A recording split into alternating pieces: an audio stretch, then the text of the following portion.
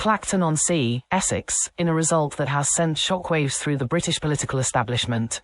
Count Binface has sensationally defeated Nigel Farage in the Clacton by-election, securing a crushing victory for the forces of interstellar bin-based governance.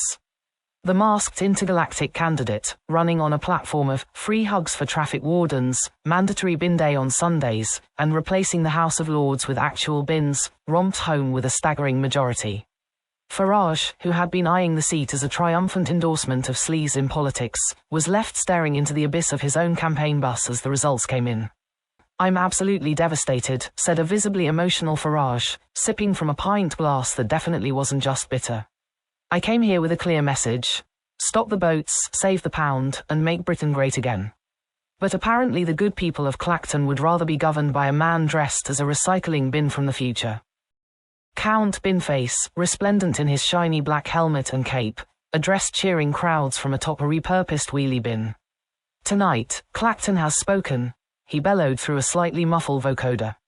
"They said no to the same old sleaze in politics and yes to proper bin collection, free ice cream on leap years, and replacing Trident with water pistols. This is a victory for everyone who has ever argued with their local council about wheelie bin fines." Political analysts were left scrambling for explanations. "This is unprecedented," said Professor Brian Fartwistle of the University of Made-Up Expertise. Voters clearly responded to Binface's bold policies, such as turning the M25 into the world's largest go-kart track and making it illegal to be a traffic cone in a built-up area. Farage simply couldn't compete with that level of vision. Reform UK sources have already claimed the result was rigged by the deep state, the bins, and possibly the ghosts of forgotten Lib Dem manifestos.